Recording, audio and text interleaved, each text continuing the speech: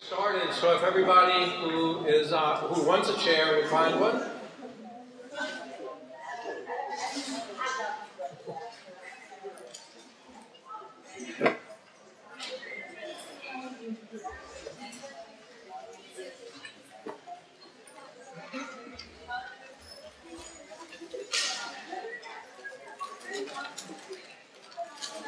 As a member of the Orleans Parish Prison Reform Coalition, I'm honored to welcome you to this event. It's our first community forum since Katrina, anyway, on Orleans Parish Prison. We want to welcome all of you who intend to speak today. We very much appreciate you coming to do that. We honor what you have to say. We also welcome everyone who's come to listen, including and especially a representative from the Department of Justice. Listening is a very important action. It gives people the respect they need as they tell their stories. So we need to listen well. We also welcome the media. We need all the help we can in getting the word spread around about conditions in Orleans Parish Prison, as well as some of the steps that we see as necessary for changing those conditions and making the place a more humane and smaller institution. So we're just very happy that you came today. I think Ms. Regina Jansen from the Department of Justice would also like to say a word of welcome.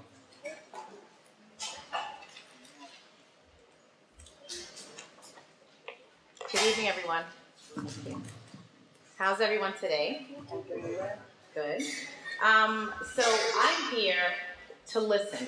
I'm so happy to be here on behalf of the Department of Justice, because at our level, where we're making decisions about the OPP and the community, we're keenly aware that what we do at our level affects the community. So we want to hear your voice. We want to hear more about your experiences or the experiences of your loved ones. As you know, in 2009, we issued a findings letter that talked about the constitutional deficiencies in the facilities of OPP, and we are here to tell you that it is an open and active investigation. The investigation is ongoing. We are keenly aware of the abuses that continue, the issues of harm, officers against inmates, inmate violence, reports of rape, inadequate medical care, inadequate mental health care, and as we work on our consent decree, which is nearing a time for negotiations, your voice is very important to us. So I'm here representing that.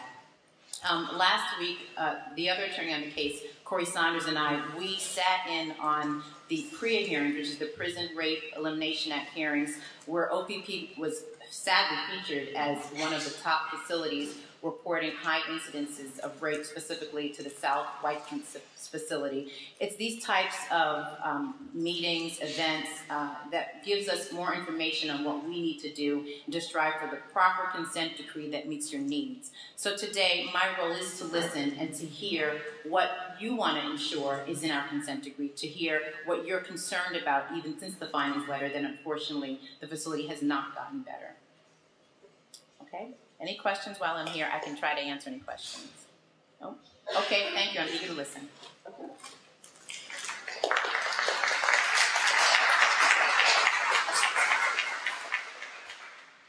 Good evening. Thank everybody for coming out. My name is Norris Henderson, and just a little background on who OPPRC is, the Orleans Parish Prison Reform Coalition. In 2003, Brother Don? 2003, there was an election for sheriff. We had a sheriff, the previous sheriff had been in office for 30 years, Charles Ford. He decided to run for attorney general with left a vacant spot, an unfulfilled term.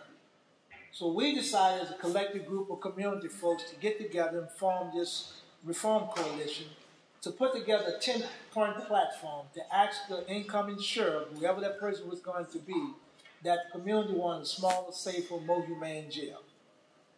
Through that process with 13 candidates. And one of the things that was really striking about that campaign was towards the end of it, everybody was campaigning about smaller, safer, more humane. One of the things that we, when we look back at where we started at, here we are almost 8 years later, and we're in the same space we were in 8 years ago. The violence has escalated inside the prison. We just heard Ms. Jansen mention about the report they released 2 years ago. Well, the second anniversary for that report was last week. Since that report, we've had 13 deaths inside of that jail. 13. We've had numerous cases of inmate-on-inmate violence, guard-on-inmate violence, and inmate-on-guard violence. And so we've kind of like started to have this conversation with the community about what this space should look like going forward. In the process of building a new jail, hopefully this consent decree can inform about the size, what the conditions inside that jail would be like. And so tonight we have everybody here to kind of like share some of that. We have canvassed the community, talked to folks who've been directly impacted by it, people who've been vicariously impacted by it, who have loved ones in the prison who have suffered. And so tonight we asked the Justice Department to come and be a part of this conversation. Hear what the people in this community want, needs, and desires are as they move forward to set the temple. Little housekeeping right quick. The restrooms are through that door. The male is on my right, your left, and the female is on my left, your right. We have snacks at the back table. Help yourself as needed. As you're signing in, we had some folks filled out cards to speak. And what I'm asking is that once we start this process, that we kind of like honor the process, that we have a stack of cards, and we'll be calling people up to the mic. Toronto will be in the aisle, and Pam, passing the mic to people to speak. But what we ask is that try to be as concise as you can, as concise to be, thorough, but long enough to be complete. We want to tell your story, but we want to kind of like be respectful of the person standing in line behind you waiting to tell theirs.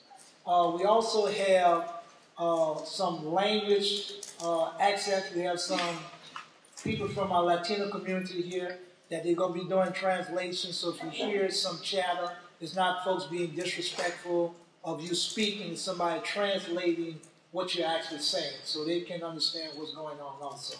And so we would have some of them also who have submitted cards, and we ask that everybody kind of like lend an attentive ear to what's going on.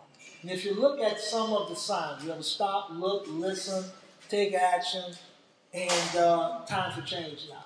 And so this is what this is about. And if we get to a space where we're running out of time, we're having another forum at the Tremay Center on October the 1st. That's from 2 p.m. to 4 p.m. That's a Saturday. That's to try to accommodate folks who couldn't get off from work today but are interested in showing up. So without any further ado, we're going to start calling people. When I call your name, just kind of proceed to the center aisle and speak clearly into the mic because we have folks taping. One of the things I want to say too, if you saw the signs, we're taping. This is being live streamed as we speak. And so we ask that, people be respectful of each other and respectful of the space. One other thing, we have to be out of the space for 7:45, so we want to be as kind of like prompt as practical as we can be. Thank you.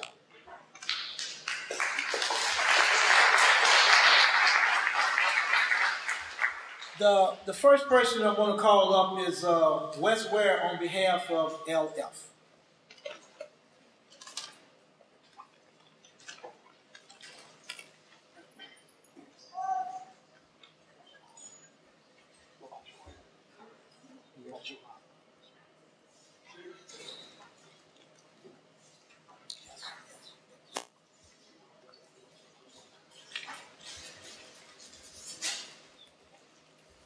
My name is Wes. I'm the director of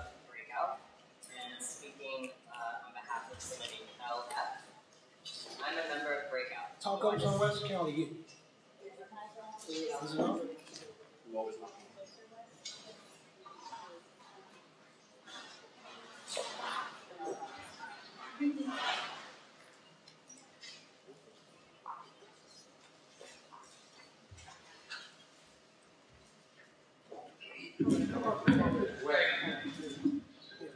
Is that better? So my name is Wes, and I'm the director of Breakout, and I'm reading this testimony on behalf of LF. I'm a member of Breakout. I wanted to speak at the Department of Justice today about the conditions at OPP. OPP is severely understaffed. I was housed in the tents when I was at OPP in 2009. There was one guard in the tower that was looking over all the people in the tents. There were about 100 or more people in the tents. Half of the time, the guard wasn't even in the tower. I remember thinking that if someone wanted to do something to me, or if someone had a problem with anyone in there would be nothing the guards could do about it. People could get raped or jumped. Someone could die in there. There's a lot of corruption. They should interview all the people in OPP and all the deputies and guards. Then they should investigate all the complaints about the guards. If they paid the guards more, they'd probably do a better job, or they could get better staff. They should train the guards better. There's no classification system. No one asks people that come into OPP if they have any mental health concerns or problems. I don't know what would happen if someone was suicidal. They don't have a place like protective custody for people who don't feel safe. The medical care is bad.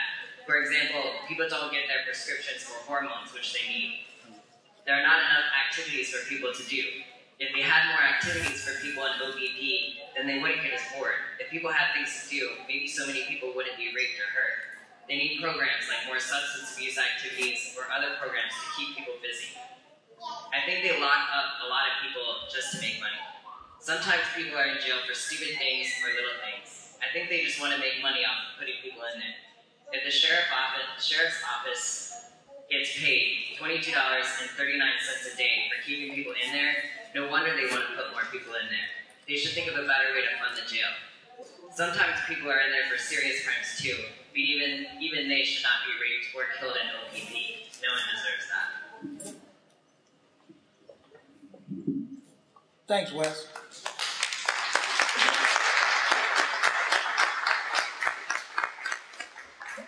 What I'm gonna do, I'm just kind of like start calling names so you know where you at in the queue, so you kind of like be ready to speak when the person sits down. Ronald McCoy. After Ronald McCoy, we're gonna have Delmy Placentia.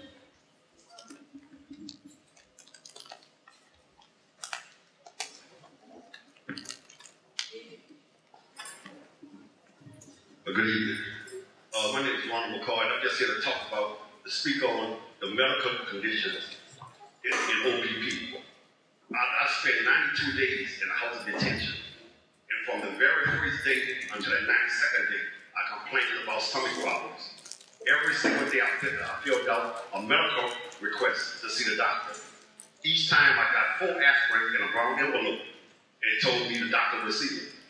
I complained every single day, balling up in pain.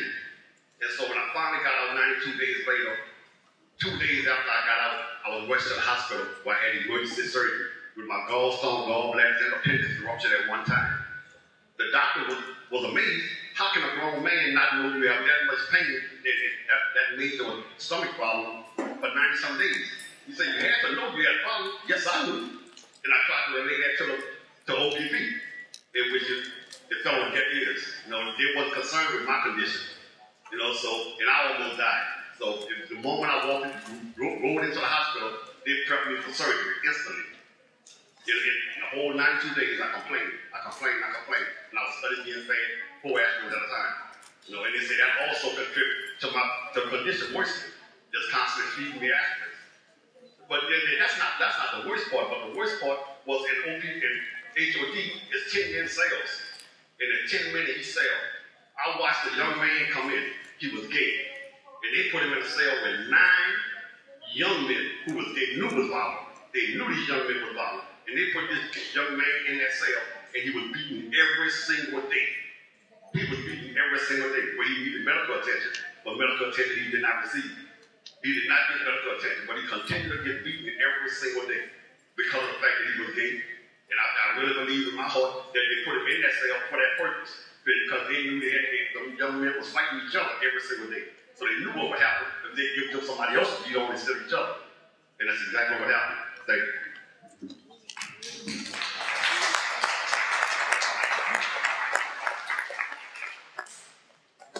Dalmy Placentia. After Dalmy, we'll have Derek Robinson.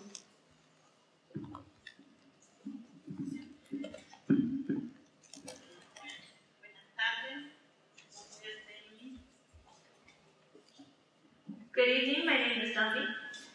Y vengo a decirte que la policía, tuve un problema familiar, llegó la policía a mi casa. I want to tell a little about my story. I had a family dispute and the police came to my house. Y me arrestó y me llevó. And they arrested me and took me to OPP. Y cuando me pusieron las huellas, me salió un hold de migración. And when they took my fingerprints, they put an immigration hold on my case.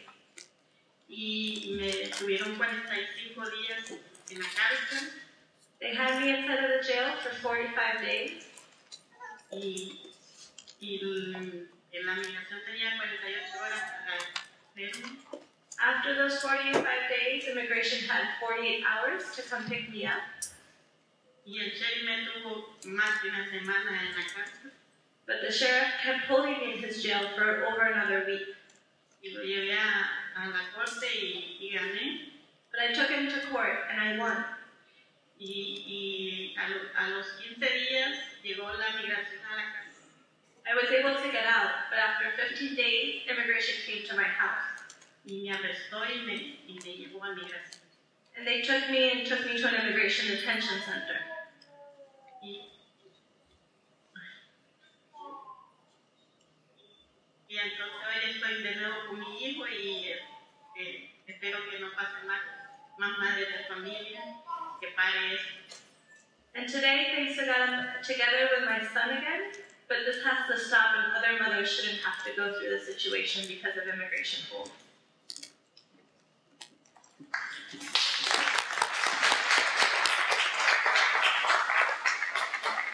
Derek Robinson.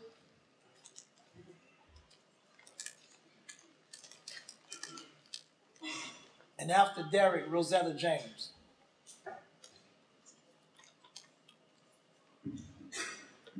Good evening, everyone. How y'all doing this evening? My name is Derek Robinson. And at first I wouldn't have been able to stand up and tell my story about my experience in OPP. But today I feel proud to see a lot of people, supportive of people who go through things that I went through in OPP. I was released from OPP last month on the 27th. On the 27th of last month.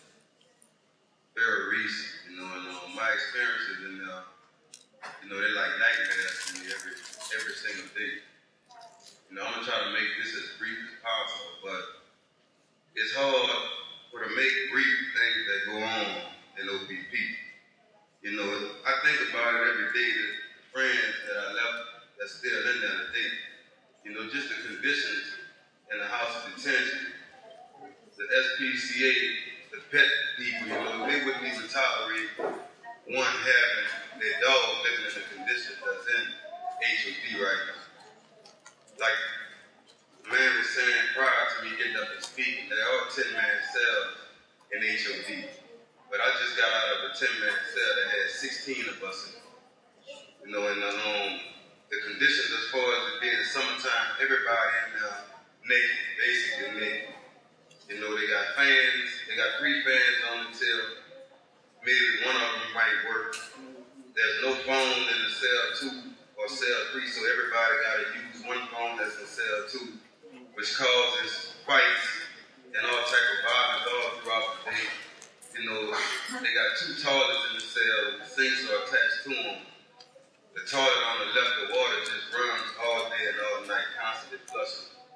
They got water that's just laying on the floor. This black stain like sewage water that's just laying, and the smell from it. They have people throwing up. It's just terrible. It's hard to explain. You know, they come through, they give us ice for to put in a cooler. Supposed to get it in the morning, at lunch, in the evening, and at night. I experienced in the month's time I was there, we probably got ice twice a day. You know, and people laying all over the floor trying to get that air from the fan. I was housed on the 3rd floor, which they call a receiving tip. They don't give you no bedroll, no soap, no nothing, and you're not allowed to make any commissary when you're on the receiving tip. You're only supposed to be there for a week or so, but I spent my whole time on the receiving tip. During my time I was in there, I witnessed at least 3 guys rushed out there to the hospital. I'm talking about the cells don't even lock. Like the guards come around to lock the cells, the cells don't lock. Inmates know how to get in and out the cell, to rush into your cell, catch you sleeping, do you anything, all out of aggression. A lot of it can be avoided if anyone cared. It's just amazing to me, you know, the lack of value on the human life in OPP right now. You know, and it touched my heart to see everybody coming out concerned about these things. I would love to speak more on this from a perspective of time limit like this, but something really needs to be done about the conditions of HOB and OPP.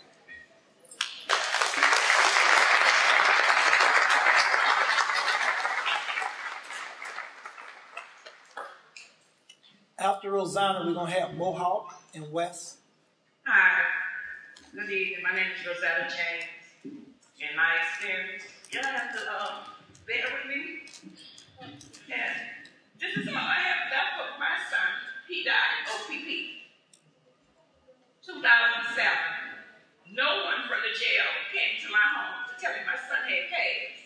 I lived here on the east bank. A girlfriend on the west bank came knocking because her son was incarcerated. He got to her phone and called his mother and told her Glenn was gone.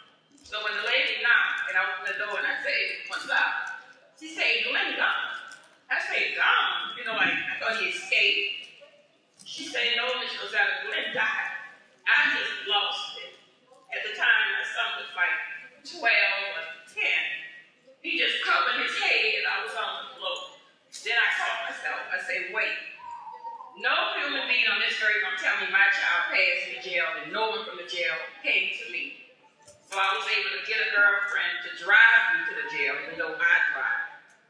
When I got to the jail, I went to the window. I said, "I'm Glenn Thomas' mama. I'm here to find out what's going on with Glenn." No one would tell me anything. They were like whispering. So I'm walking, I'm cussing, I'm losing it. My girlfriend saying, "Calm down, Rosetta. Don't you go to jail. Just wait." So finally, someone else came to the window and I said, "Can I get some information on Glenn Thomas, please?" And I'm just standing there waiting.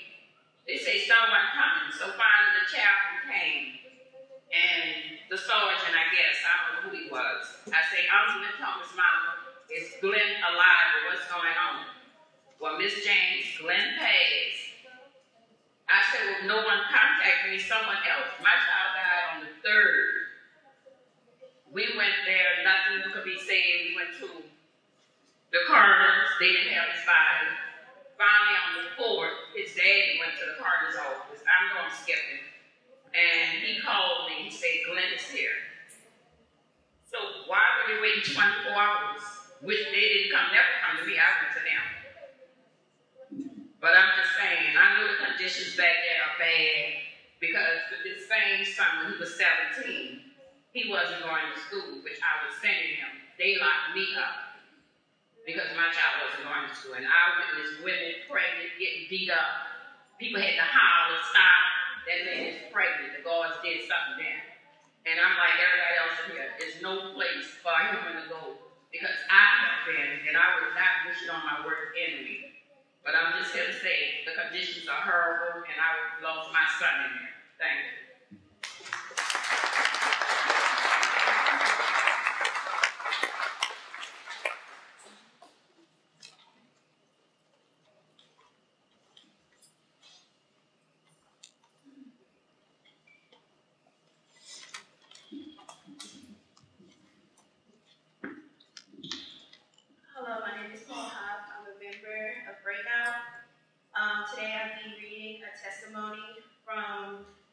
person who's currently incarcerated in LPP.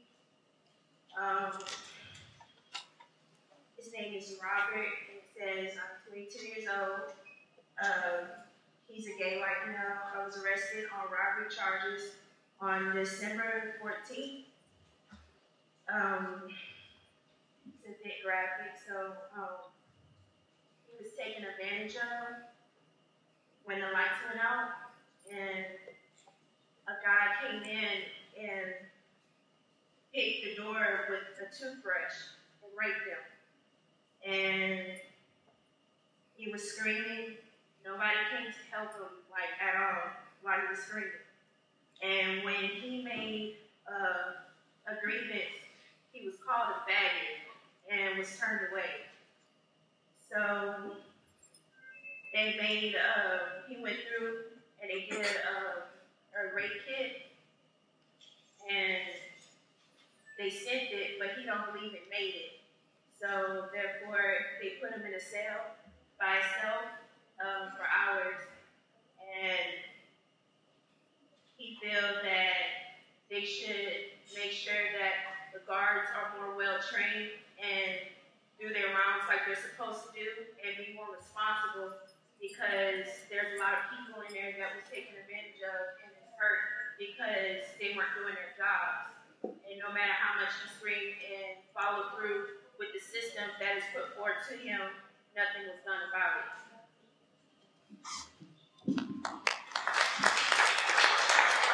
Yvette Theory, while Yvette's walking to the mic, if anybody came in, signed the card, or want to sign the card, you got people walking around in the building. Rosanna's back there holding up cards, so if you want to speak or say anything, please fill out a card so we can acknowledge you. Yvette? Good evening. First of all, I want to thank the Department of Justice for showing up to hear our voices and hear our concerns. I want to speak about the conditions, and I want to enlighten y'all of something you may or may not know.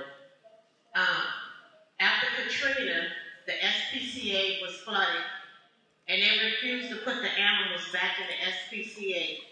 So they were allocated $1 million to build a state-of-the-art facility on the west bank of the river for the animals and the dogs. We have been hearing horror stories about HOD, House of Detention, before Katrina. And the same horror after Katrina. So if you would not put dogs and cats in a flooded building, why do we devalue our humans and put them back into a flooded building? They're saying that HOD should have been shut down for years, but yet and still, we still let this human rights violation happen continuously.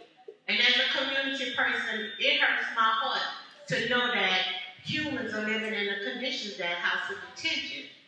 I have a relative who have a daughter that's she's a deputy sheriff. And she took a 3-day suspension because she refused to go work in House of D because it wasn't fit for her to be there 12 hours. So how can we say that it's fit for somebody to be there 24 hours on and on and on? And so I just want to lift this up that this is a human violation, human rights violation. It is humanly our right to live, whether we're incarcerated or just to inhabit something that's decent and not a health risk. I mean, OPP does not single people out as we have people with TB, which is a highly contagious disease. They're just in population with everybody, and that can start an epidemic in this city because if you let them out and you're not testing them for TB and they come back on the streets, then they can spread it to their loved ones. So I feel this is an urgency by the Department of Justice that y'all need to step in and step in like yesterday. Thank you. The next person is going to be Jose Zelaya, and following Jose be Kenneth Johnson.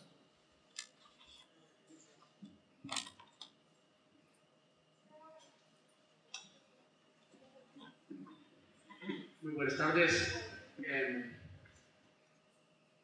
Especialmente quiero referirme a la señorita que viene representando el Departamento de Justicia. Good afternoon to everyone. I would like to speak directly to the representatives from the Department of Justice. Quiero hablar de las violaciones serias que tiene la Constitución y los derechos civiles de las personas aquí en New Orleans. I want to talk about the serious constitutional and civil rights violations that people are living through here in New Orleans.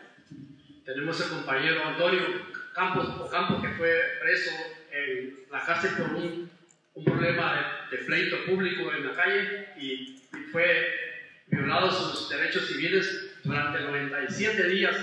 Se fue preso esta persona. So I want to talk about specifically the case of Antonio Campo. He was arrested for a public fight, but he was held for over 97 days as his constitutional rights were being violated because he was overheld on a hold request. Y la palabra que se emplea es decir es un criminal. Cuando entendemos por criminal una persona es que una persona que mata, una persona que vende cosas ilegales, cosas por el estilo. And people say, and the way the sheriff hides behind it is he calls him a criminal. Y es cuando estamos viendo la corrupción que existe en la ley aquí en New Orleans. So this is where we're seeing the corruption in the law in New Orleans. Porque he observado alrededor de varios compañeros que he investigado, adentro de la cárcel, se le roba su propiedad como dinero y no se le entrega para atrás, o se le da la mitad de lo que tiene. And so the other corruption we're seeing is that when people are getting out of OPP, their belongings aren't returned to them, or only half of their money is being given to them. Cuando decimos corrupciones, no solo en OPP, sino también en la policía. Entonces, when I'm saying corruption, we're talking about not only in the jail, but also with OPP, not only in OPP, but also with the police department. Pero el problema que quiero enfocar es la comunidad latina está alarmante, está aterrorizada con la clase de jóvenes que está empleando el sheriff.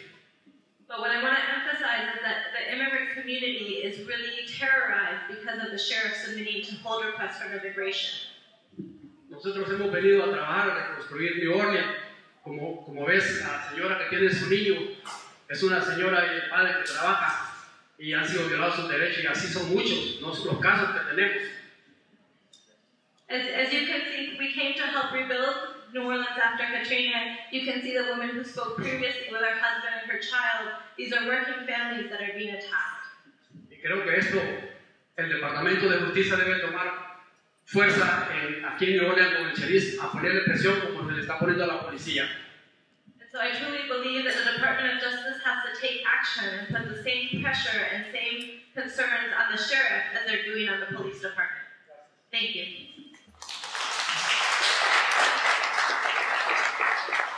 Okay, Kenneth Johnston, then Kanisha Harris, then Dion Haywood. In that order, please. Good evening, ladies and gentlemen. My name is Kenneth Johnston. Unfortunately, when Hurricane Katrina hit, I was in Orleans Parish jail. It took me over 2 years after Katrina because of the breakdown in the judicial system to get in court. Fortunately, I went to try to get found out here. Anyway, before that experience, I once had a life sentence. I spent 22 years there, so there was nothing about jail I didn't know. Nothing about jail I didn't know. So, when they opened the house in D back after Katrina, I was one of the first prisoners back there. I'm trying to get in court. You know what I mean? Trying to get in court. At that time, they were just saying, and they're still doing it. And the guy told you about the holding cell. At that time, regardless of what you came to jail for, regardless of what you came to jail for, they would put you on that receiving jail. It could be a misdemeanor, it could be traffic, it could be murder, it could be armed robbery. It didn't matter. They would put you in that holding cell. When they sent you upstairs, there was no breakdown on what your charge is. So naturally, the guys that, and this is how it went down, give it to you real. The guys that had grave pains, which means a serious charge, murder, armed robbery, would pass it together. Whenever a misdemeanor come in, a Spanish guy come in, a white guy come in, they would automatically talk. whether it was straight out taking their commissary, whether it was straight out beating them down, it didn't matter. Everybody knows what Timberland boots is. In Timberland boots, inside a Timberland boot, there's a shank. There's a small shank, about 4 inches long. That's what they made all the knives out in OPP. This Timberland boot shank. Some guys might just come in and roll out. The first thing the guy sees him in Timberland boots, he take the shank out. You had more shanks on the tip than you had people. Yet, they would die, and every time they do a shakedown and you find these shanks, and they know where they come from, but they still would allow people to come on the tip with Timberland boots. And I couldn't understand that. I couldn't understand that. They still let them come in. Now, a major problem, and I'm going to be honest with you, because I observed this from my prior experience and from the experience I had OPP, was the guards. And this is nothing against females, but when they put female guards in OPP, that screwed everything up. I say it because of this. You got the male guards who want to spend all the time on the tip. They're not caring what's happening on the tip. They outside the tip, by the boot, by the desk, blasé. Blasé. When the females come on the tip now, you got prisoners that think they appeal to the guards. And if a male guard would see another prisoner being attracted to a female guard, he took it personal on him. And this is going on right now. Now, whether or not the sheriff can put special attention on training these guards or focusing on these guards to stop, the fraternizing and, neglecting the prisoners, but this is actually what's happening. Like the guy said about the 10-man cell. There's never 10 men in the cell. There's always 13 or more people sleeping on the floor. You get up and go use the latrine like you said, back in the middle of the cell. You trip over somebody, you might have to fight. The shower is the problem. The telephone is a major problem. But whenever you see a movie about prison, it's always involved about the telephones. And that's real. One guy might get on the phone, and after he finished talking, he hang up and dial another number. I'm waiting in line. That's a fight. So the thing is this, is that I feel that the sheriff, if he's going to have a jail and run it right, is focused on the guards. Focus on training them better, because they are the root of the problem. They are the ones that are not stopping the fight. They're the ones not stopping the staff. They're the ones not stopping the rape. And they got to focus on that. Thank you very much. Commissioner Harris, one of the things, and I appreciate that, Kenneth, and one of the things we want to do is kind of like, because I've been kind of like letting people flow since they've been flowing, but now we're getting the overflow, people getting the overflow cards, so kind of like be short enough to be concise, but long enough to be complete.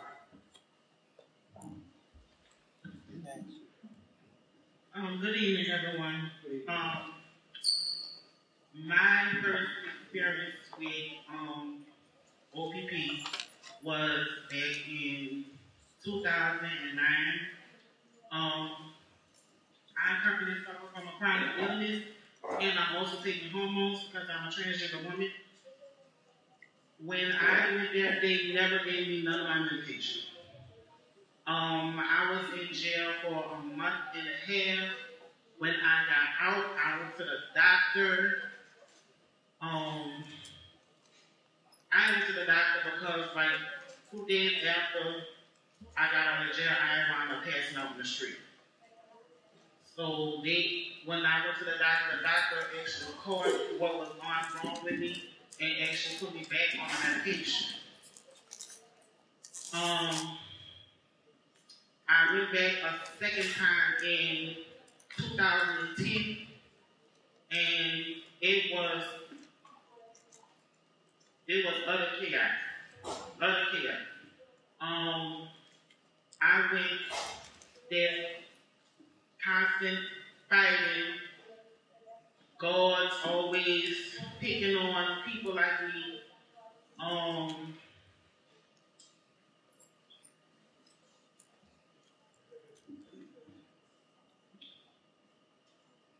I always had to wash my baby. Even when I was in HOD, I have to wash my baby, sleep with one eye open because of the fact that I'm thinking that one of the inmates was going to get me. If not an inmate, it was a Lord.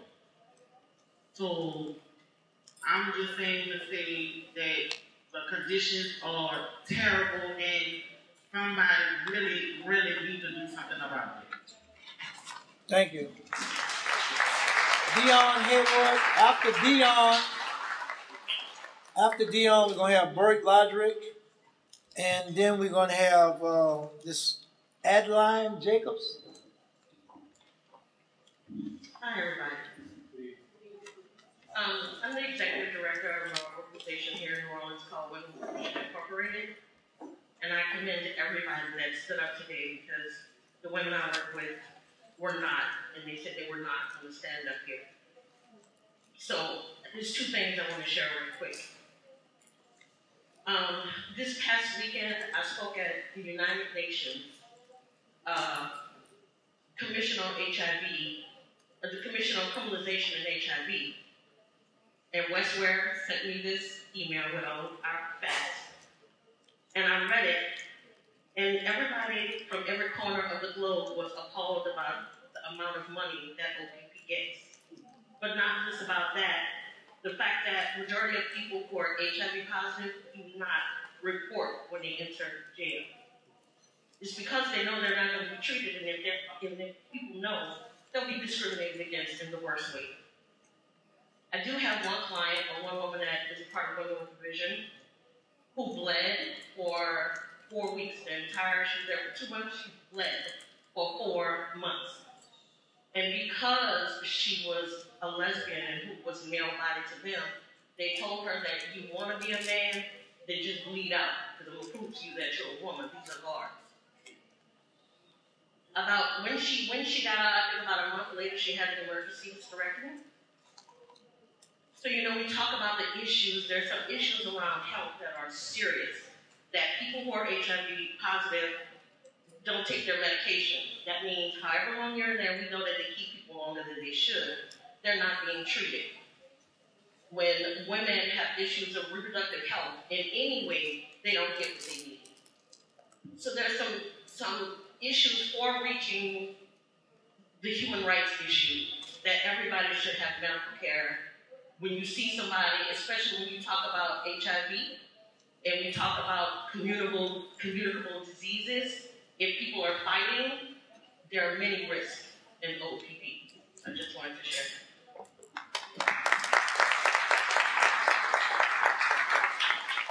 Good. After Ms. Jacobs, we're going to have Jackie Smith. Good evening, ladies and gentlemen. I'm Bert Eldridge, 3438 Annette Street here in New Orleans. Zip code 70122-2924. On July 21st, 2001, in the middle of the Stop the Third Term campaign against the current mayor, I was arrested. After the second time, a state trooper that lived on my block harassed me. That evening, just as this community meeting was taking place, about 6 p.m., I left the meeting at St. David Catholic Church on the corner of Captain Avenue and St. Paul. I was grabbed by Joe Gibbons. Joe Gibbons was the president of all congregations together. And I'm a veteran campaigner. I've worked about 40 campaigns in my life. I've run for public office here in the city 4 times. He grabbed me on my arm, telling me not to pass out leaflets in the Catholic Church. And I'm Catholic, ladies and gents, through and through. I respect every other religion in the world also. But what happened was when Joe grabbed me, he put a necrosis in my arm or so like that. So I was on the way to seek help. And who was there other than Marlon DeFillo, the recently released and the highest black brother in the New Orleans Police Department. And DeFillo was right there, and I asked DeFillo, I said, did you see what Joe did me? He said, no, I didn't see it. So there were two policemen standing in the back of the church. I asked the policeman, did you see what went on? They said they didn't see him. So I called the police department, and they made a report outside or whatever like that. But I was on my way to Charity Hospital after that meeting, and lo and behold, this state trooper lived on my block, saw me approaching my home. So when I approached my home, he and a current judge, criminal district court right now, saw me approaching my home. The only reason I approached my home, to be specific with you, I had an ice chest sitting on the side of my on the side of my seat, and it had fish in it. And I didn't want the fish smell to remain in my car if I had to stay in the hospital overnight. So I got out of my car right on the corner, and I was monitoring the neighborhood as I was at the quasi-neighborhood watch coordinator there, and he asked me to move my car. I ignored him because that was the respect he was due. I moved on. Again, he asked me to move my car. My car was running, and I gave him the respect that he was due. The third time, he pulled me off of a porch midway the block. And one thing went to another, and there were eight police cars that came out. And one police officer who responded was Donald Duff. Also an ex-policeman who was arrested a few months ago in Metairie for stealing an item in Lakeside Shopping Center. So I formally reported this incident. I sent copies all the way to the Department of Justice, Washington, D.C., and to John Ashcroft, who was then the U.S. Attorney General. But after speaking with this trooper's supervisor here locally, really nothing ever turned out to win the case, even though every now and then he sees me, he continues to try to harass me. But luckily, since then, he and another neighbor who used to live on the block were thrown out their homes by their wives, so something has been done of it, so to speak, like that. But that's my case. And as you can see, ladies and gents, I don't know if you realize it, but from the tone of my voice or from whatever you observe about me, I haven't had a hard life. I've had a real easy, a real good life. I was educated in most Catholic schools in the city. But I'm an atypical person that's been in OPP. I only stayed there overnight. Luckily, I had a judge friend who was able to release me by the next morning. But I still think that's ridiculous to have a person with a flawless record before then and a flawless record now to stay from 9 p.m. in the prison until 9 a.m. the next morning. But ladies and gents, and I'm going to conclude with this. About 20 years or so like that, we had, year 1994, we had 426 murders in the city. We average about, ladies and gentlemen that don't know the numbers, we average about 200 murders a year. And if a brown-eyed brother doesn't kill a brown-eyed brother, people wonder what's wrong. But the problem, ladies and gents, is, Bert, not trying to cut you off, but if we kind of like stop right now, got like 15 cars left, we can get everybody in. Could you give me about 30 seconds, Norman, because you got 15. 15. Give me 15 I'm going to split the difference. You got 15 seconds. Oh, that's really fine. Thank you, sir. Really appreciate it. But ladies and gents, the problem is not on the streets of the city, ladies and gents. We just had a feel-good session one more time last Saturday morning by the mayor at UNO Auditorium. The problem is that from the top. About 20 years ago, I said the only way to stop the problem in this city is if we can go to Afghanistan and if we can go to Iraq and ruin their countries and build their countries again, we need to put our police department in retirement and put a Marine on every corner down here and start from the top, from the mayor on down.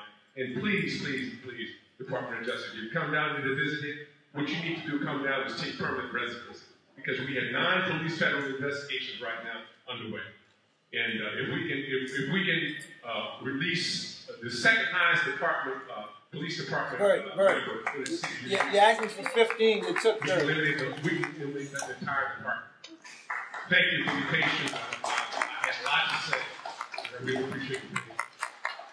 And you know, not being disrespectful, but you know, people have a lot to say. The thing about it is the time just don't allow for us to do a lot. We have to vacate this building at a quarter till.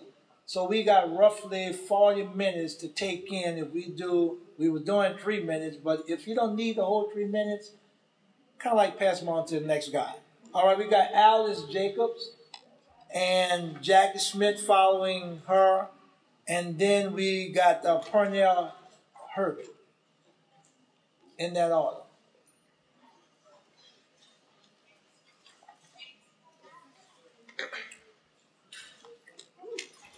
What I do when you get kind of like the 30-second mark, if you get that far, I kind of like give you an indicator that your time running down.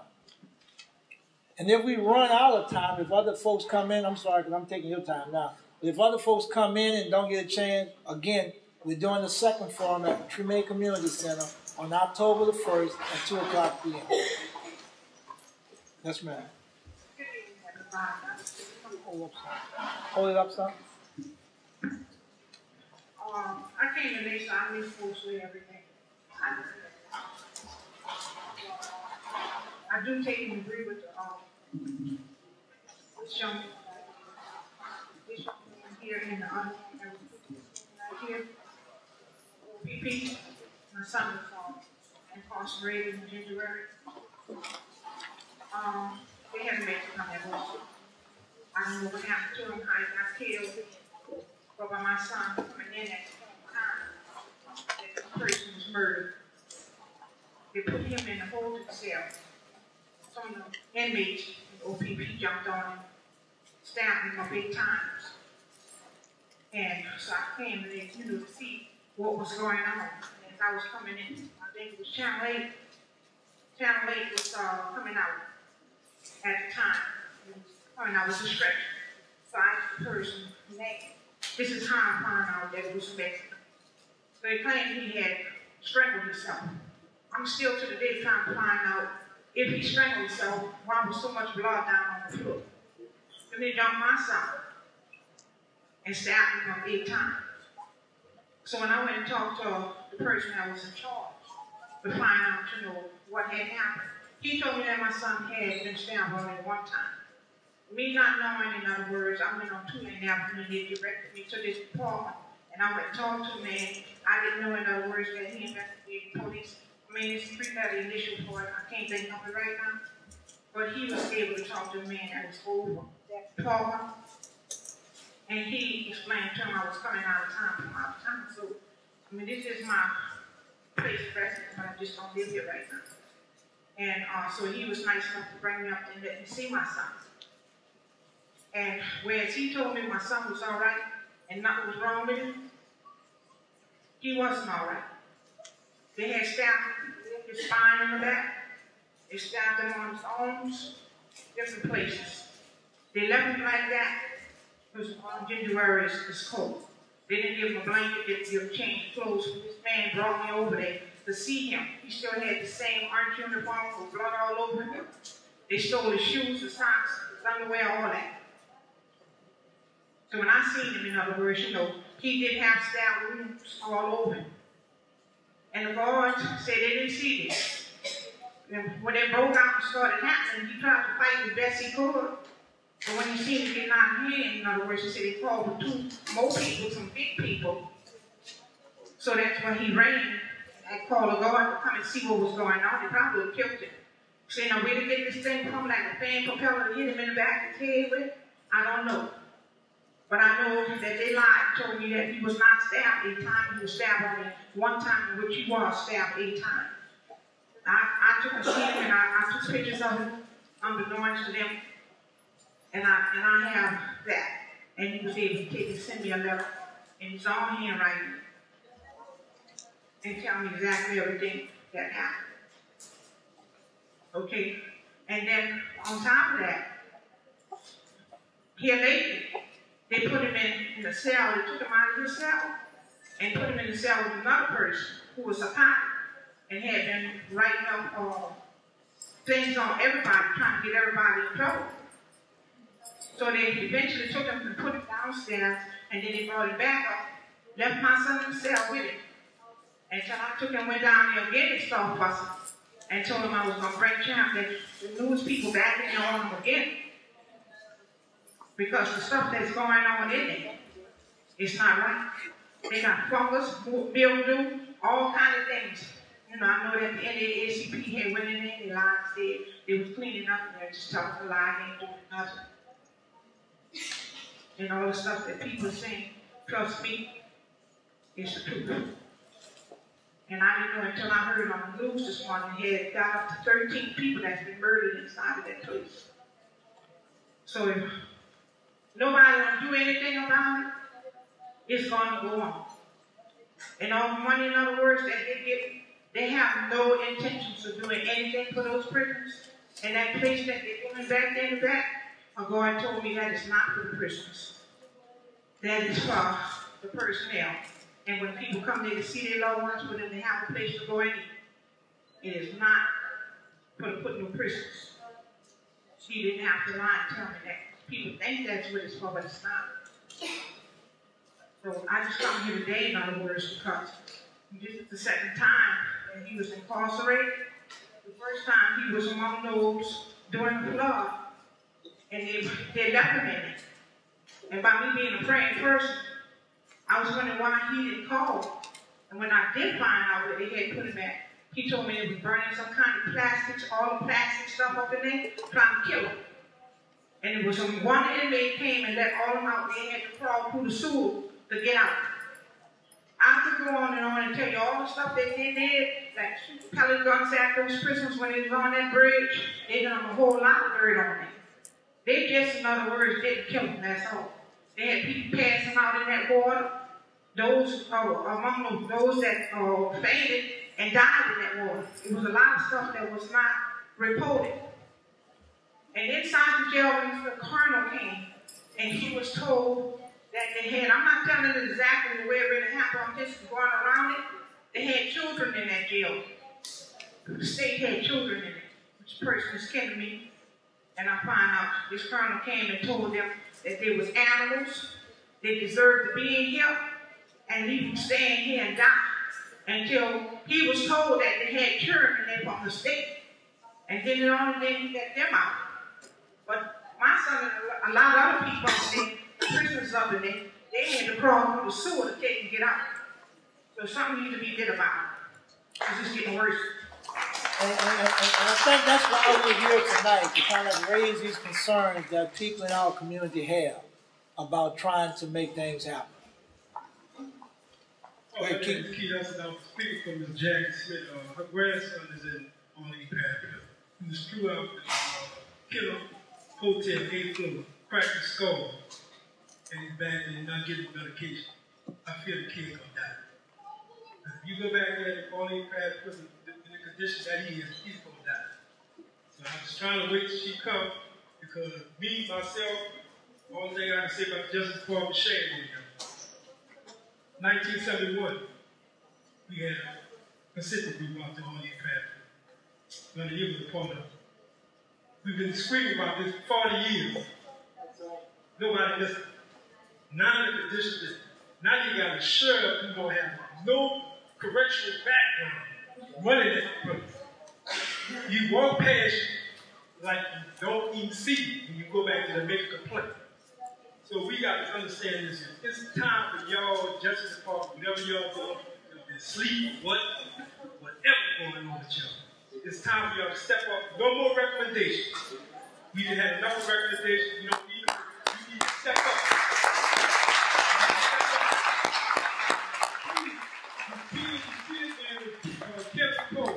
I'm telling you, his his medication. We've been back there twice. We sit and watch this deputy call. The deputy can't get nobody. So if the deputy can't get nobody, this kid's not going to get his medication. He's going to die back there. He's going to die back there. I'm telling you, if your child is going back to a medical condition, he's going to die. You're not giving him your medication. So I plead, Justice Department, whatever y'all doing, wake up, please, save us.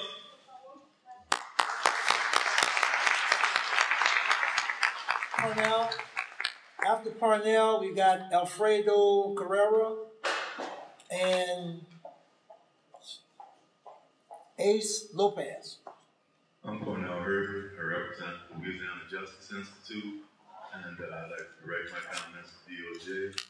We've got a coroner who's been here for decades, and he's been accessory to these murders that's been occurring in the Parish prison and with the New Orleans police force. The coroner, Frank Minyard, has been signing off on these murders. He acknowledges that he's a gynecologist. He's not a pathologist. So he blames it on the people who work for him. But Frank Minyard should be not only forced to retire, but should be prosecuted as accessory to murder. Excuse me.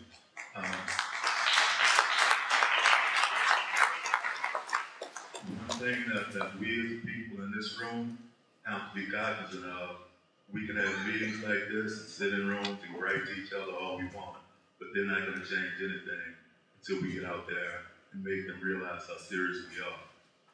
One thing I say is we got to cost them money.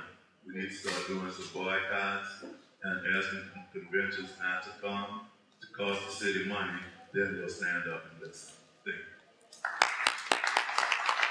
Alfredo Carrera, Ace Lopez, and Kanita Scott, in that order. Buenas noches, mi nombre es Alfredo Carrera, soy miembro del Congreso Petrolero. Good evening, my name is Alfredo Carrera. I'm a member of the Congress of Day Labor. Hace 2 años fui arrestado por mi perfil racial. About 2 years ago, I was just arrested for my racial profile. Al estar en OPT, me di cuenta cómo trabaja el sheriff con migración. Once I was inside of Orleans Parish Prison, I realized how immigration is working with the sheriff officers. El agente de ICE entra con un papel en blanco, no lleva nombre, no lleva nada, simplemente un papel blanco. And the ICE agent goes into the holding cell with a blank piece of paper, no names, no anything, just a blank sheet of paper. Comienza a ver en los asientos, si eres latino. Del otro lado está un agente del sheriff ayudándole, cogiendo a los latinos. The ICE agent goes in, and just as we're sitting here, he looks and sees who he sees that is Latino. Then he'll have a sheriff guard also help him out pick out who's Latino. Ya comienza a agarrar los nombres de todos los latinos, nada más. Incluso el sheriff, el ayudante del sheriff le dice, aquí hay otro latino, aquí hay otro latino, aquí hay otro. Y el agente de ICE es cuando está agarrando los nombres. And that's where the ICE agent writes down people's names and information. And the sheriff officer will be saying, here's another Latino, come get him. Ahí es donde está entrando los fuerzas de migración, el sheriff se está sometiendo a eso.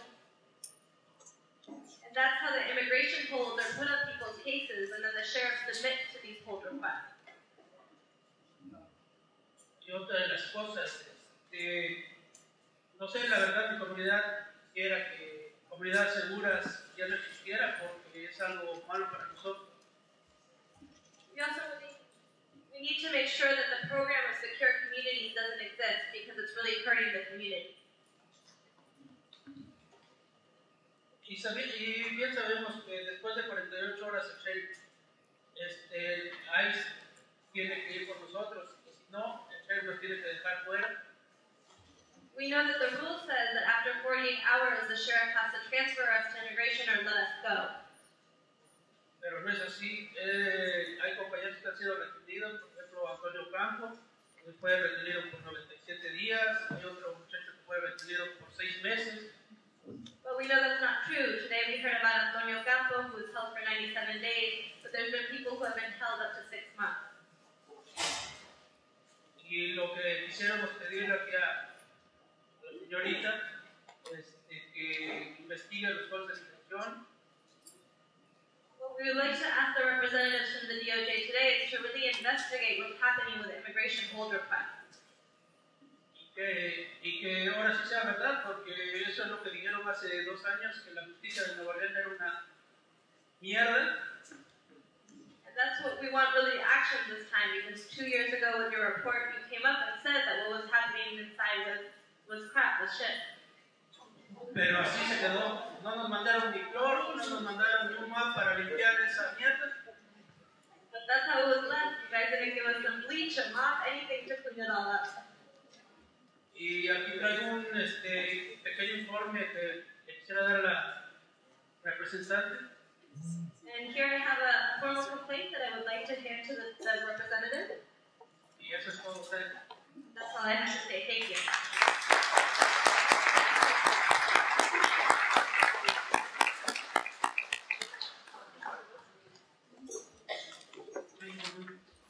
My name is Ace. I'm not even here to speak on my behalf today. I'm here to speak on behalf of my best friend in my season. It's not that I can really say, per se, see what's going on there, but the stories that she writes to me when I do speak to her at the time, we write each other.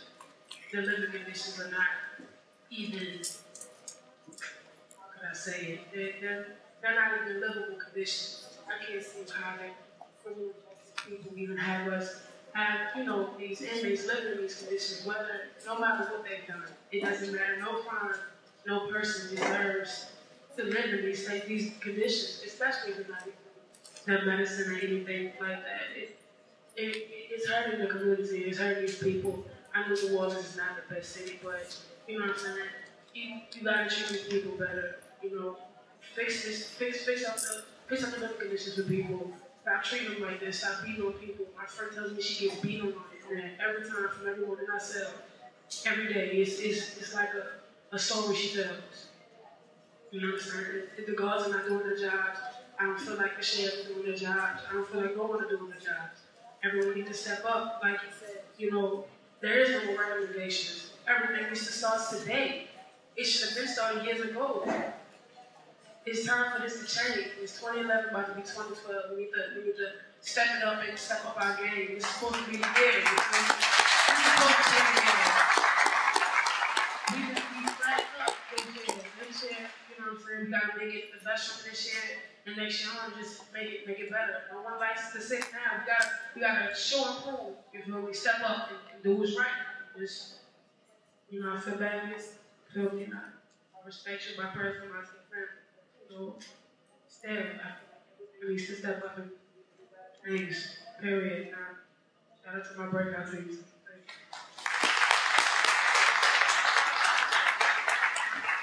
Anita Scott. After Kanita, Donna Chopin, Bruce Riley, Jill. You're third in the queue. I'm Peter Scott. I'm not from here. I'm actually speaking on behalf of a friend that had died of AIDS because she had gotten inside of OPP. I talked to her and everything, and she was truly discriminated against. I don't really know what to say. I'm not aware of how bad OPP is, but I see that it's getting worse.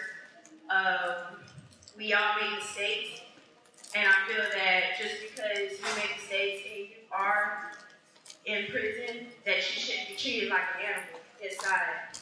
Conditions should be as good as if you were out. That's how I feel. And I'm tired of losing friends behind us not taking care of them. And that's how I feel on it. I hope it gets better. And if nothing doesn't happen, then I'm going to continue to fight because I'm tired of losing loved ones and I'm tired of losing friends. Point blank.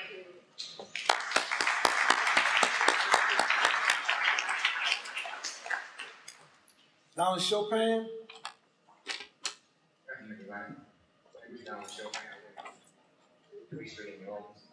a volunteer chaplain at Orange Parish. So unlike most people, I have a weekly trip, full access to the inmates, the whole facility all night. I frequent two.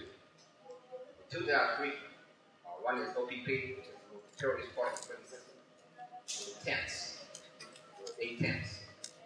The two I frequent, this is what I've experienced. I've experienced not only daily, but on an hourly level, all kinds of fractions. When it comes to safety of the prisoners, when it comes to cleanliness, when it comes to being guarded. That prison is very, very severely undermanned. Sometimes you have one guard covering 3 stairs of tiers, which means he has to run up and down 3 stairs of full tiers because somebody will show up, they want to stay. What's been going on in Orange Parish Prison, like the man said, it's gone on for over 40 years. So it's not new. It's not new. When 40 was sheriff, 40 just changed his address. He got sued big time. He just changed his address. And the government acted as if because there was no address, they couldn't follow through on the suits. Guzman, Sheriff Guzman's rationale is, 40 did. I just inherited what 40 did. And by the way, there's no budget. As soon as I get a budget, 2 years from now, I make a world-class cafeteria. And the prisoners who are there now can just hold their breath for 2 more years. It's going to be all right. That's the daily mentality. What's going to happen to these men and women that's in prison is that they're going to sue the hell out of the city. They are suing.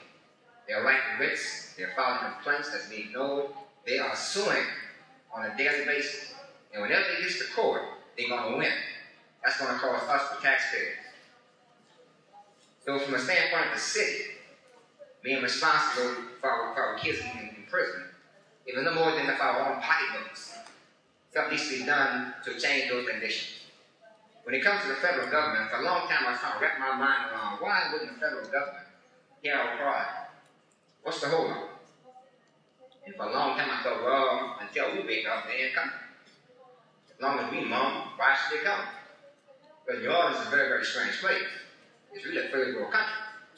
It's like being in a twilight zone. Folks come here and see us, and we enjoy our culture, our party. When it comes to everyday life, and how we respond to being denied basic human rights, they can't figure that out. It's like coming into a dysfunctional family, and you're a stranger.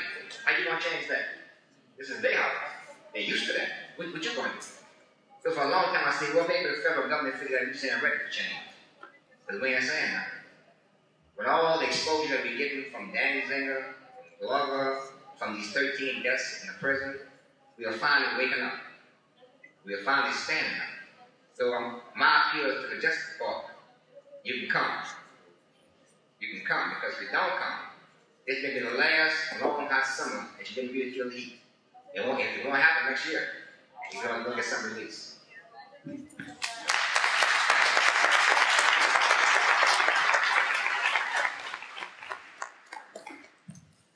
My name is Bruce Riley. I'm a steering committee member of formerly incarcerated convicted people's movement. And I've been hearing some horror stories as we all have all night. And it makes me ask the Department of Justice, what process would you like to pursue to get justice? Would you like to see riots? Would you like to see hunger strikes? Because people can do that too. Or would you like to see community meetings and people requesting for some honest democratic type changes? Pelican Bay, people in California get ready to go back on strike. They would rather die than live the way that they're living. And we're hearing down here that you're going to die even if you try to live the way you're living. And so the Department of Justice has to make the Eighth Amendment mean something. And it can't be the guardians of the Eighth Amendment are jailhouse lawyers. You know, the guy who figured out the law, who put together the writ, who can say these deplorable conditions are happening. And the sad thing is, over the last 50 years of this country, it's been only the jailhouse lawyers who've done that work. You know, and that is a shame. A lot of times, we're talking about people who don't even have high school educations, who end up taking cases all the way to the U.S. Supreme Court. And right now, the U.S. Supreme Court is looking at California and saying it's deplorable. And we're listening to the people here in the community and saying it's just as bad, if not worse. So I put it back on the Department of Justice and say, what version of change would you like to see? Because we can do all kinds of versions. I personally would like to see meetings that result in action.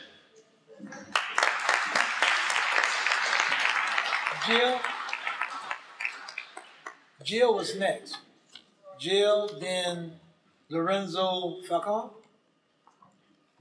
Hi guys, I don't know anybody in prison, but I've known several people who've been arrested and brought to jail, and they call me to get them out.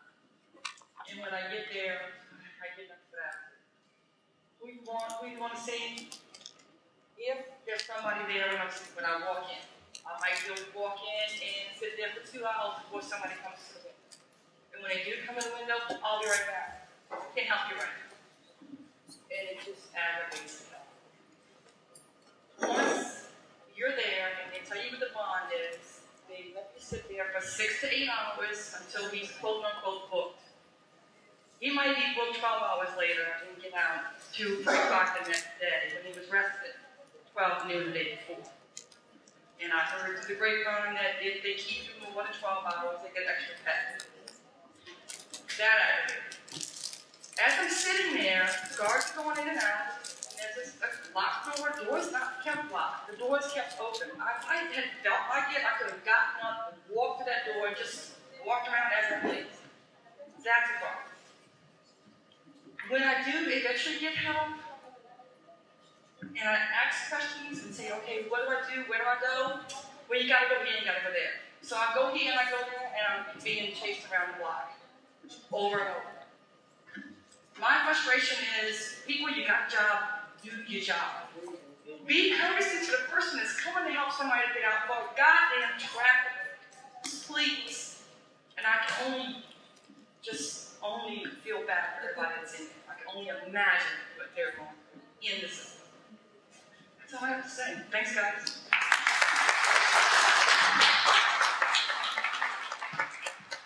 We got 4 cards left, and we're going to try to get these 4 people in this next 10 minutes. No 4 times 3 is 12, but we're going to figure it out. Good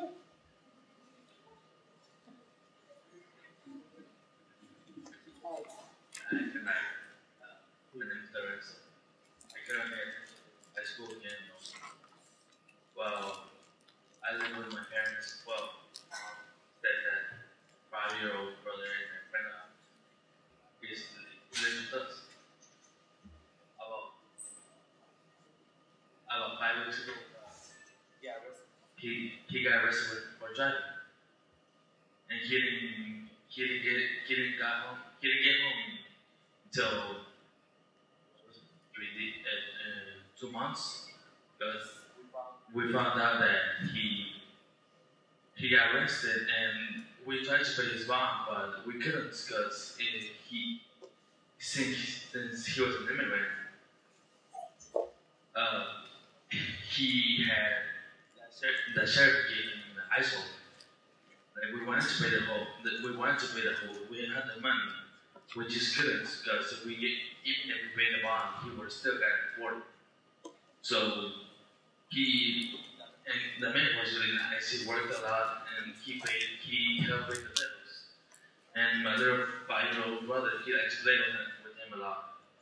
And for the following weeks after he got arrested, he didn't come back. He was asking, where's he, man? Where's he? And since my mom, she didn't fully understand what was happening. I was the only one who knew what was happening, and I don't know how to explain that to him. I was like, he can't come back now. But he kept on asking questions. A little kid. Always curious. So, I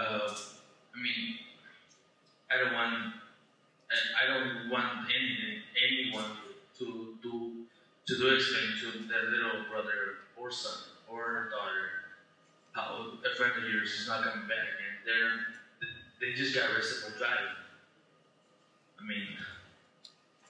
This shouldn't happen. The criminal is someone who kills robs, does anything that shouldn't be. Sorry. This shouldn't be happening. This should stop before it gets any worse. Thank you.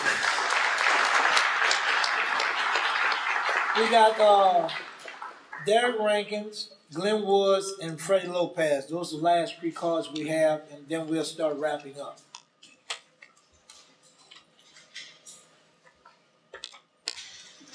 Good afternoon. My name is Derek Rankins. DOJ. It's funny because my slave historian teacher is in the room. Hello. My slave historian teacher is in the room, and I had to read some slave narratives today, and the stories I'm hearing are exactly the same. Slavery ended a long time ago. The only difference is that there's not slave masters who are impacting us as our own people because of their situations in a way that racism has impacted us, and that we choose to hurt each other. I had a stand at OPP one day, worst day of my life. My dad worked at OPP. He cried for the first time in my whole entire life because he knew I couldn't be there overnight. I sat there. It was the worst experience. Toilets and drinking urines in the same space. Look up. Just look up. If you want to know what it means to be in a holding cell at OPP, look up, take away the windows. You are in the holding cell of OPP. This is crazy. I'm just like, whoa. We at DOJ asked that there seriously needs to be some reform. And reform in a sense, not, we're going to make better food or fix a cafeteria. We need to flip the entire damn system. From the way in which you enter to the way in which you exit. It needs to be a serious conversation because our humanity is completely stripped in that process. And us who are out here, even us who don't go to jail or not convicted, we have a place in this movement because our humanity is also stripped away every time someone goes to jail, dies in jail, is raped in jail. We are also connected to this movement in a sense, not just to speak, but also to fight. I think it's time we stand. I think it's time we hold hands and stand around OPP and say we're not letting no more of our young men and women into the OPP prison system. So that's all. Glenn Woods and Freddie Lopez. Good afternoon, everyone. My name is Glenn Woods, and I am an attorney here in New Orleans. And I've seen Reverend Chopin back in OPP. I have some clients that I represent back there.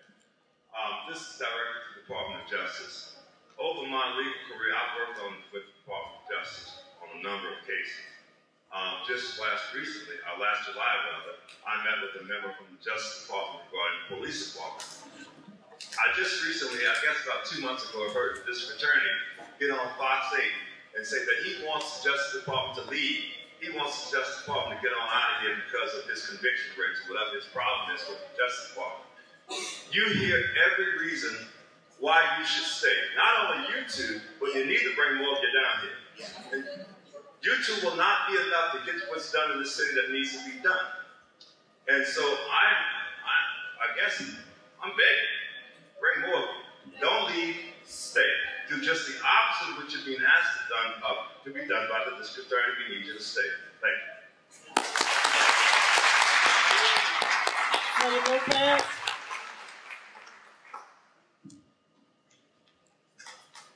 And then we're going to wrap this thing up.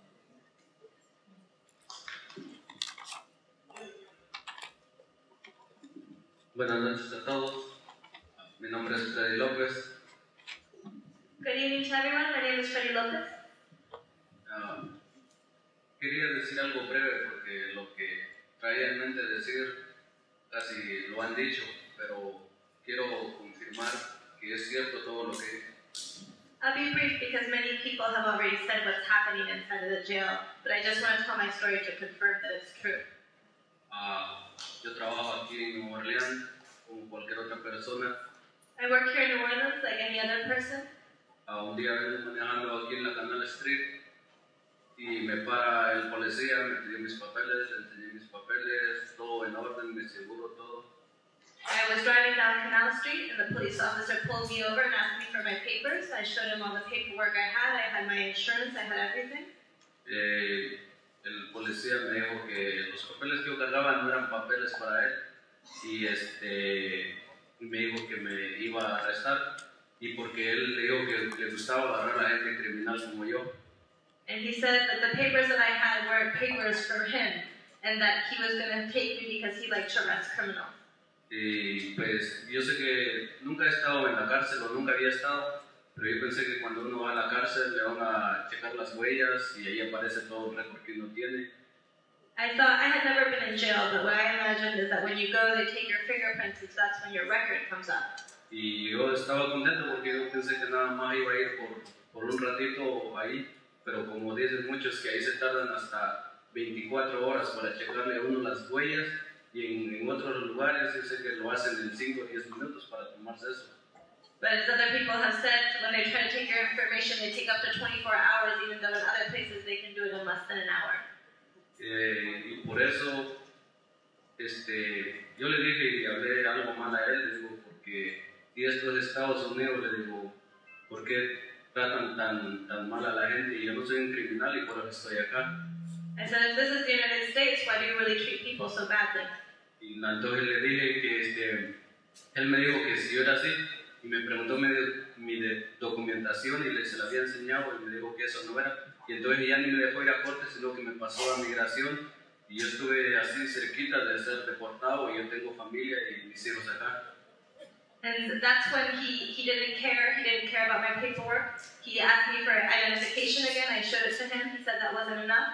They didn't even take me to court on my charges. They just transferred me to immigration custody. And I was very close to being deported, even though I have my family here and my son here. Y entonces yo no soy un criminal, lo que yo creo que ellos tienen que ponerse a trabajar primero los problemas de la cárcel o de aquí adentro, para después poder trabajar afuera en otros lugares. And I really think that the jail has to really work, not on arresting more people and taking more people, but really working on improving the conditions inside of the jail. Y eso es todo, gracias. That's everything, thank you.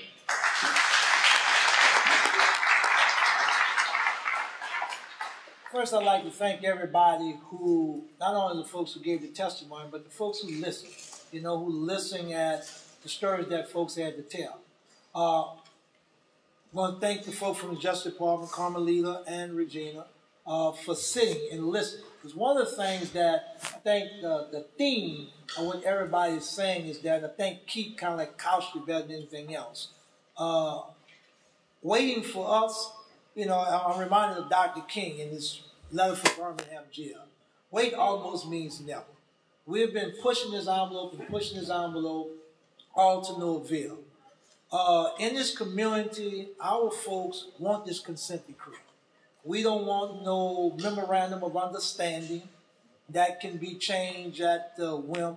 We need enforcement. We need a taskmaster to come to this jail. When I listened to Rosella tell her story about Glenn, when I asked the sheriff about what happened to Glenn, he said, Glenn was a substance abuser. He OD'd in jail. I said, Sheriff, the man been in jail better than a year. Where did he get the drugs from? He can answer that question. So we have all kinds of systemic problems.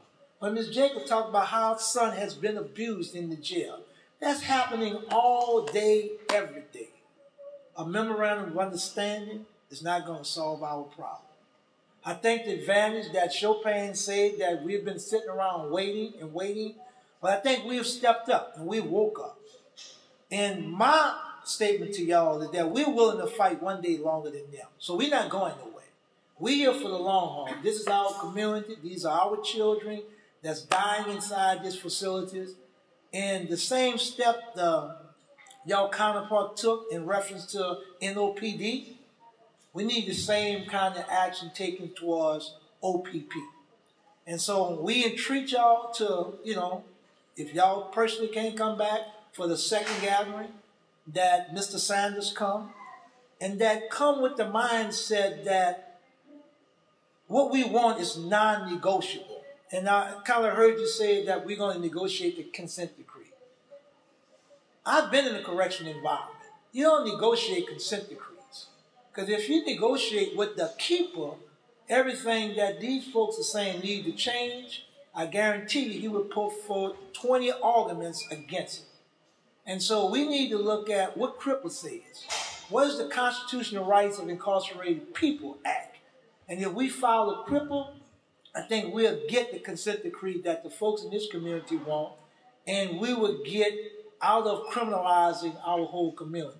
So again, on behalf of All News Parish Prison Reform Coalition, Brother Don wants to come and say something. We want to thank y'all for turning out and supporting us, and we hope we can see y'all at the next gathering. And if you know folks, like the lady who said went to get somebody out on bond, if you know somebody's been directly impacted, encourage them to come out and tell their story. This is the only way we're going to change this dynamic, if people step up and start telling their story. Thank you.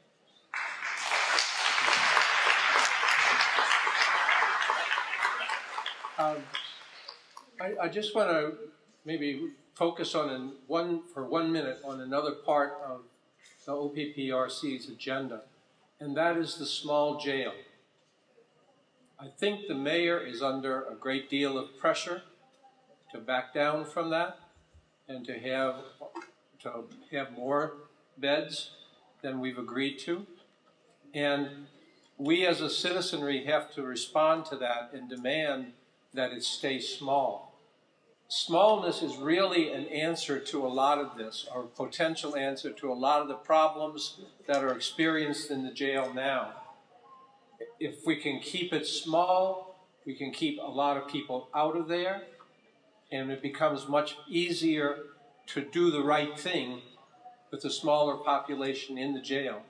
So don't lose track of that, and be very strong about pushing for that small jail as part of the solution to everything that we've heard today.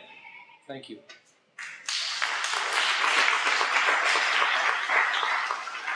Last housekeeping rule: if you got any debris, anything around your chair, please pick it up. We want to kind of like leave the place the way we found it, and we would definitely want to thank the people from Mahalia Jackson for allowing us to use this space.